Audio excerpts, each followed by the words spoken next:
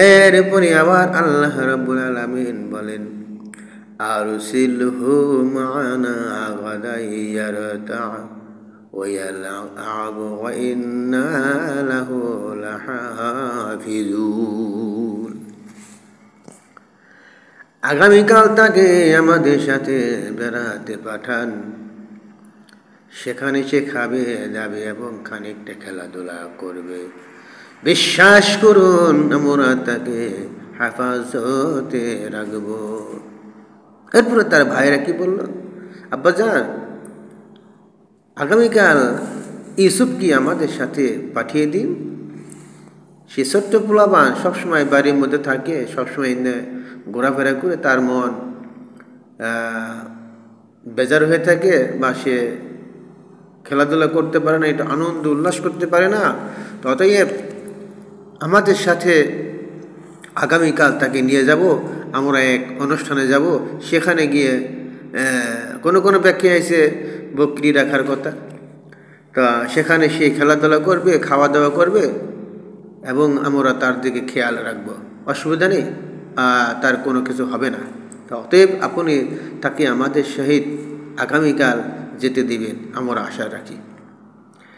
ভাইয়ের আমার, আল্লাহ রাব্বুল আলামিন এর জবাবে কত সুন্দর করে বলেন ক্বালা ইন্নী লায়াহজুনুনি আন তাযহাবু বিহি ওয়া আখাফু আইয়াকুলাহু যিবু আনতুম আনহু গাফিলুন।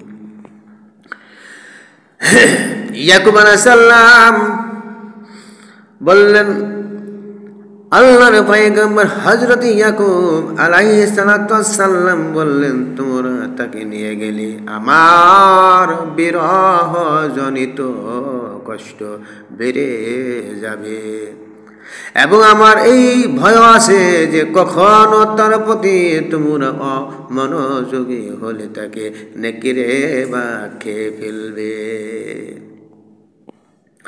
বন্ধুরা আমার, অন্য কোনো বিপদ না ঘটলেও যদি বা সে যদি আমার চোখের আড়াল হয়, সেটা আমার জন্য পীড়াদায়ক হবে। এখানে অন্য ব্যাখ্যায় আসিয়াছে যে হযরত ইয়াকুব আলাইহিস সালাম বললেন, তোমরা যদি তাকে আমার নিকট থেকে নিয়ে যাও, তাহলে আমার মনের মধ্যে আশঙ্কা করছে বা আশঙ্কা লাগছে যে তোমরা হয়তো তার প্রতি মনোযোগ হারিয়ে ফেলবে, আর মনোযোগ হারিয়ে ফেললে তাকে হয়তো কোনো নেকড়ে বা খেয়ে ফেলতে পারে। কেননা এই জন্য বলা হয়েছে যে বিশেষ প্রয়োজন না হলে প্রিয় সন্তানদের দুর্গমন করা পিতা মাতার পছন্দ কারণ নয়, তাতে তাদের মানসিক কষ্ট শুধু বেড়ে যায়।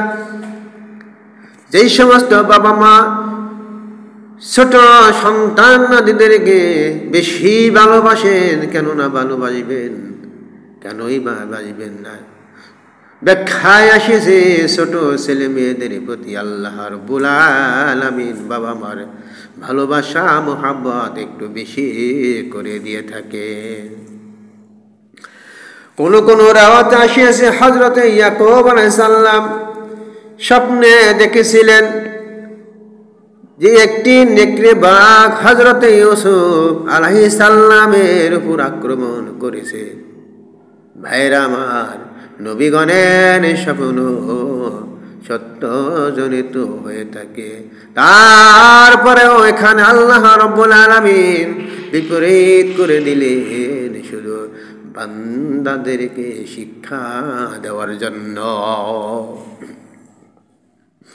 আবার প্রশ্ন হতে পারে যে নবীগণের স্বপ্ন যদি সত্য হয়ে থাকে, তাহলে হযরত ইউসুফ আলাইহিস সালাম স্বপ্নে দেখলেন একটি নেকড়ে বাঘ ইউসুফকে খেয়ে ফেলছে, তাহলে এখানে কেন খাওয়া হলো না? ভাইরা আমার, সেই ব্যাখ্যায় আল্লাহ রাব্বুল আলামিন নিজেই বলেন যে এই জায়গায় নেকড়ে বাঘ যদি তাকে আসলে খেয়ে না থাকে, কিন্তু তার পরবর্তী যে ঘটনাটি ঘটলো বা ঘটবে সেটা নেকড়ে বাঘের থেকেও কম নয়। সুবহানাল্লাহ, সুবহানাল্লাহ। আল্লাহ রাব্বুল আলামিন কত সুন্দর করে মানুষকে, তার বান্দাদেরকে ব্যাখ্যা দিয়ে বোঝান। আল্লাহ রাব্বুল আলামিন বলেন, এ দুনিয়ার মানুষ, তোমরা শোনো, নবীগণের স্বপ্ন সত্য, নবীগণের স্বপ্ন কোনদিন বা কখনো মিথ্যা হতে পারে না। তবে হ্যাঁ, এই জায়গায়ও মিথ্যা হয়নি। আল্লাহ তাআলা বলেন এই জায়গায়ও মিথ্যা হয়নি। কেন মিথ্যা হয়নি সেটাও আল্লাহ তাআলা বলেন যে নেকড়ে বাঘ তো তাকে থাপা থাপা করে খেয়ে ফেলত, আর নেকড়ে বাঘের সে বড় নেকড়ে বাঘ, মানে বড় এক দুঃখজনক যন্ত্রণা আমার পয়গম্বর হযরত ইউসুফ আলাইহিস সালাম তার কি বাবার সন্তানের বড় ভাইদের কাছ থেকে পাবে, এটা ইউসুফ কখনো কল্পনাও করতে পারেন নাই। বা হযরত ইয়াকুব আলাইহিস সালাম তিনি নিজেও কিন্তু এত পরে কল্পনাও করতে পারেন নাই যে আমার জন্মের সন্তানদের মধ্যে বা তাদের বিনিময় আমার ছোট সন্তান হযরতে ইউসুফ আলাইহিস সালাম এইরকম দুঃখজনক এবং নেককারজনক যন্ত্রণা পাবে, সেটা তিনি কখনো ধারণা করতে পারেন নাই।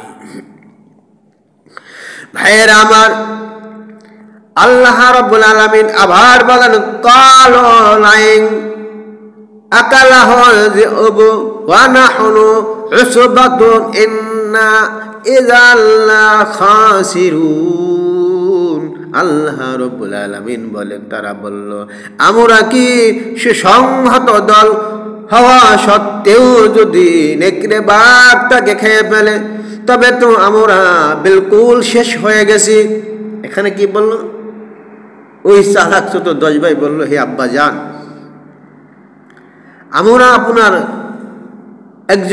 আমরা একটি দল, আপনার 10 ছেলের, এই 10 জন ছেলে সন্তান থাকা সত্ত্বে যদি ইউসুফকে নেকড়ে বাঘে খেয়ে ফেলে, তাহলে তো আমরা একেবারে শেষ হয়ে গেলাম, বা আমরা আপনার কাছে তো কিছুই তাহলে কোনো গ্রহণযোগ্য মনে করি না বা হতে পারে না। অতএব আপনি কোনো চিন্তা করেন না, আমরা থাকতে আপনার ছোট সন্তান, আমাদের আদরের নয়নের মণি ছোট ভাই ইউসুফ আলাইহিস সালামের কোনো ক্ষতি হবে না।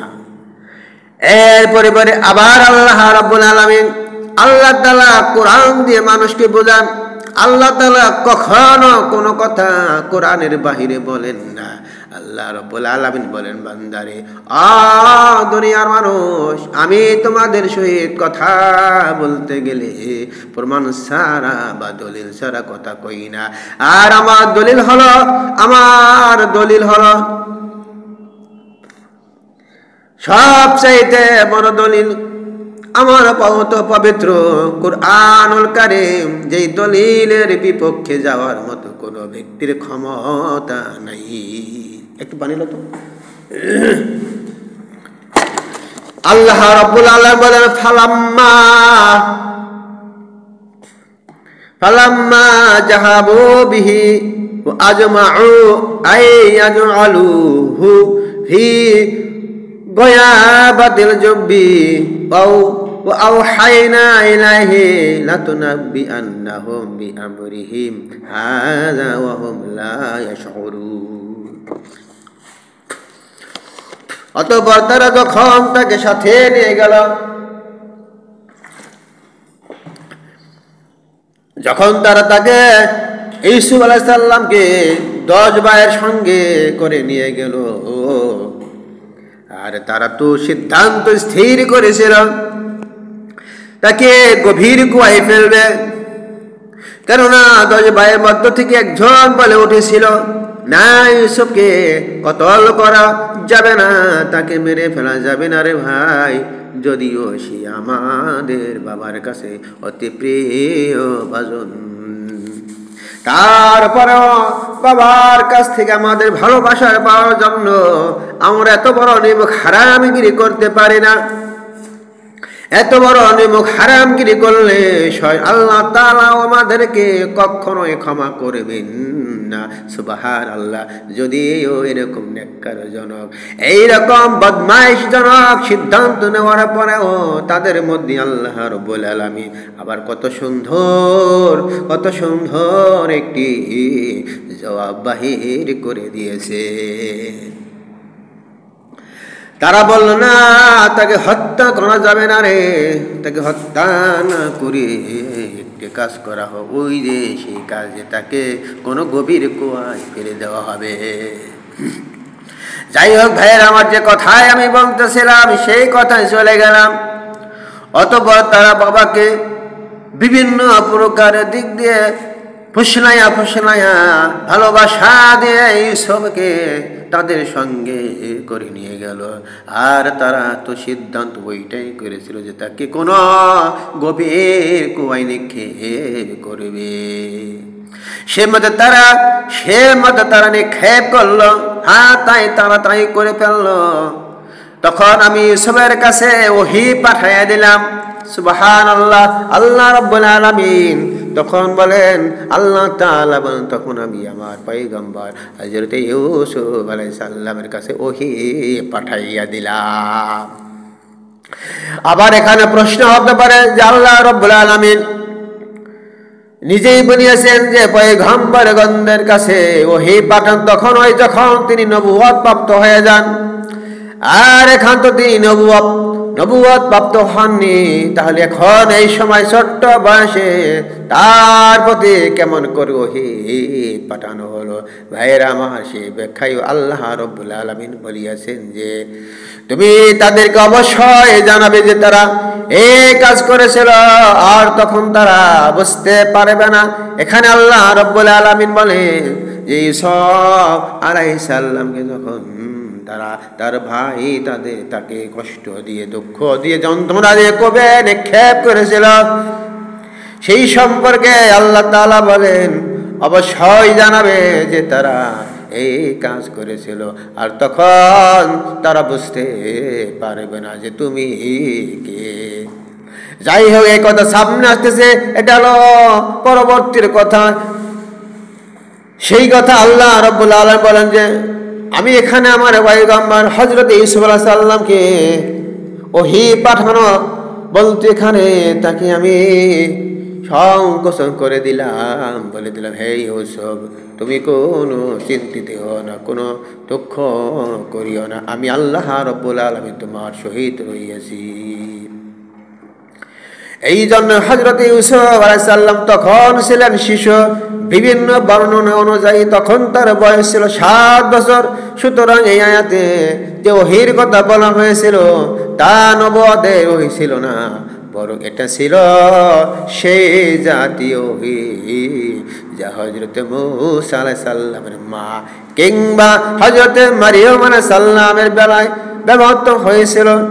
এই সারমর্ম, এই যে আল্লাহ তাআলা হযরত ইউসুফ আলাইহিস সালামকে যে কোনো উপায়ে অভয় বাণী শুনিয়ে দিয়েছিলেন, অর্থাৎ আল্লাহ রাব্বুল আলামিন হযরত ইউসুফ আলাইহিস সালামকে যে কোনো ভাবেই হোক না কেন, যে কোনো এক ওসিলায় হোক না কেন, তাকে জানিয়ে দিয়েছিলেন যে এমন একটা দিন আসবে।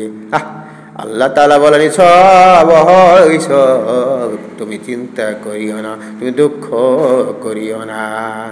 যেমন আল্লাহ রাব্বুল আলামিন তার হাবিব নবী মুহাম্মদ সাল্লাল্লাহু আলাইহি সাল্লামকে বলেছিলেন, হে নবী, হে আমার পয়গম্বর, আপনি দুঃখ করেন না, আপনি চিন্তা করেন না। মক্কা একদিন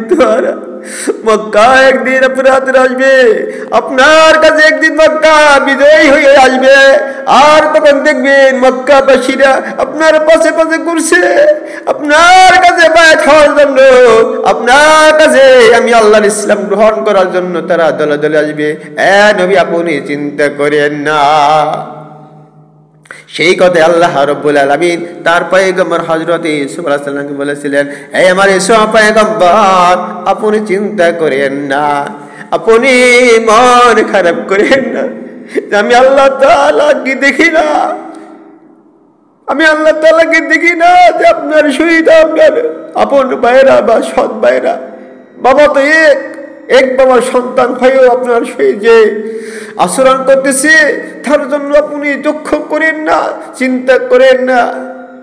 এখানে আবার প্রশ্ন হতে পারে, এই সব তো ছোট্ট পোলাবান, তাহার সহিত আল্লাহ তাআলা কেন আসেন বাসেন করে বললেন? এই জন্যই তো বলা হয়েছে, পৃথিবীর মানুষ শুনে নাও, আমার আল্লাহ রাব্বুল আলামিন, আমার আল্লাহ রাব্বুল আলামিন বান্দাদেরকে কতই না ভালোবাসেন। ছোট্ট শিশু ইউসুফ, তার সহিত আমার আল্লাহ রাব্বুল আলামিন কত সুন্দর ভাষায় কথা বলিয়াছেন।